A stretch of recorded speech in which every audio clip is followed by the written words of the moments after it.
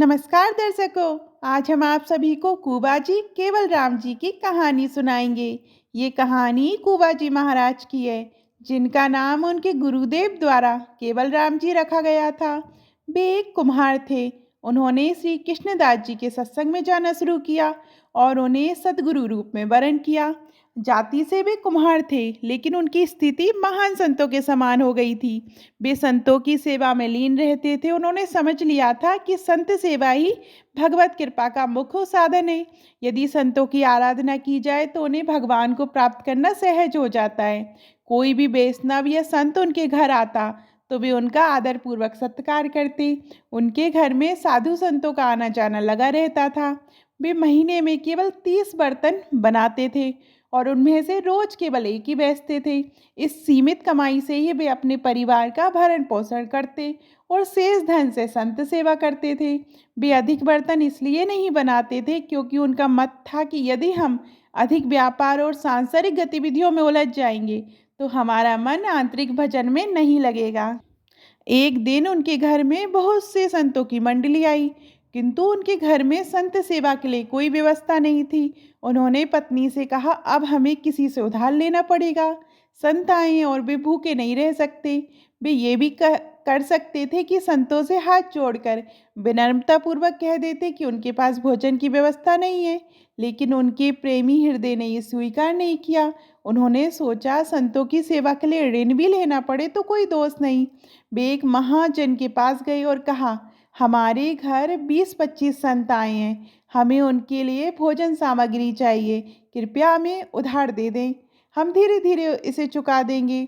अधिकांश महाजनों ने ये कहकर मना कर दिया कि ये गरीब आदमी है, इसे उधार देने का कोई लाभ नहीं है। लेकिन एक चतुर महाजन ने कहा, यदि तुम मेरा एक काम कर दो तो जितनी भी सामग्री चाहिए मैं दे सकता हूँ। कुंवर महाराज ने पूछा, आपका क्या काम है?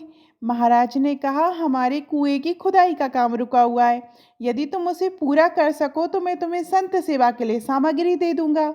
ये सुनकर कुंवर महाराज ने खुश होते हुए सहमति दे दी। कुंवर ने संतों की सेवा के लिए उधार लेना भी स्वीकार कर लिया। वे भक्तों की सेवा में इतने तन्मय थे कि उन्होंने सेवा की सामग्री ली और संतों की सेवा की। उनकी पत्नी भी इस सेवा में सहभागी बनी। फिर वे दोनों तय किया हुआ कार्य करने के लिए वापस आए। वे खुदाई करते हुए हर फावड़े के साथ राम नाम का उच्चारण करते, पत्नी मिट्टी बाहर फेंकती और वे आपस में भी ईश्वर के नाम लेकर ही संवाद करते। उन्हें मेहनत करता देखकर महाजन को तो आनंद हो गया।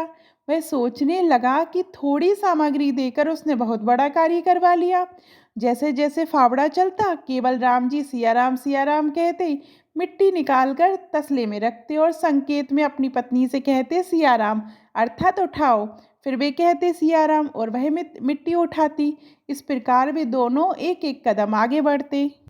अब वे कुआं खोदने में तल्लीन हो गए।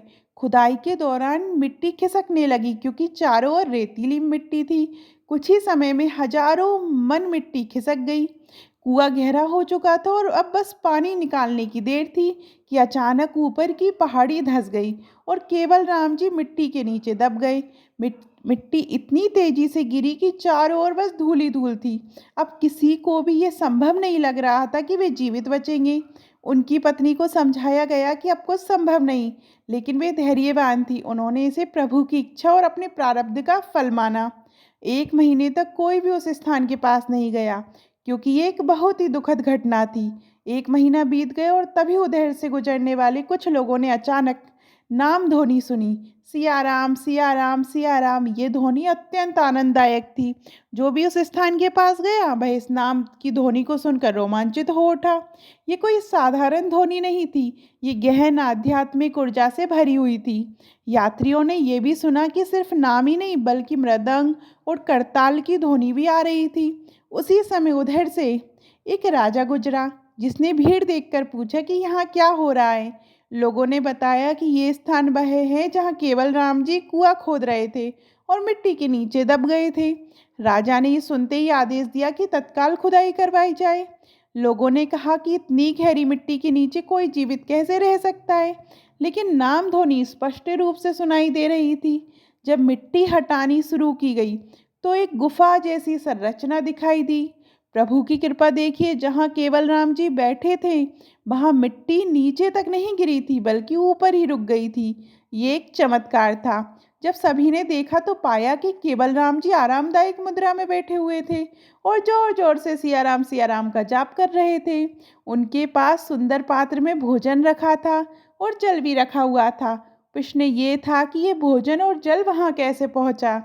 सोचिए, यदि किसी लिफ्ट में बिजली चली जाए तो कितनी घबराहट होती है। लेकिन ये भक्त भक्त तो एक गहरे कुएं में बैठे थे और ना केवल जीवित थे, बल्कि पूर्णतः आनंद मग्न में थे। ये उनकी अटूट भक्ति और प्रभु के नाम पर दृढ़ विश्वास का परिणाम था। ये नाम जप का प्रभाव था कि उन्होंने किसी भी प्रकार की घबराहट महसूस नहीं की।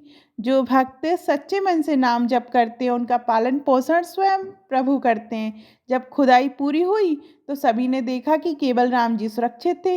बस उनके पीठ पर हल्की सी चोट आई थी, लेकिन वे पूर्णतः स्वस्थ थे। वे पूरे 1 महीने से उस स्थान पर थे और फिर भी उनके पास जल और भोजन उपलब्ध था। अब नगर के लोग दौड़-दौड़ कर आ रहे थे, अलग-अलग गाँव से लोग भेंट लेकर आ रहे थे। ये आश्चर्य की बात थी कि 1 महीना बीत जाने के बावजूद वे जीवित थे और भजन कर रहे थे। लोग श्रद्धा से उनके चरणों में झुक गए। ये ईश्वर की कृपा थी, ये नाम जप की महिमा थी। नाम जप में अद्भुत शक्ति है। ये केवल राम जी का दृढ़ विश्वास और भजन ही था जिसने उन्हें मृत्यु के मुख से बाहर निकाला। ये भगवान के नाम की अपार महिमा को दर्शाता है। तो आपको केवल राम जी की ये कहानी कैसी लगी, कमेंट में ज़रूर बताइएगा। और अभी तक आपने हमारे चैनल धार्मिक चमत्कार को सब्सक्राइब नहीं किया तो सब्सक्राइब करिएगा। धन्यवाद।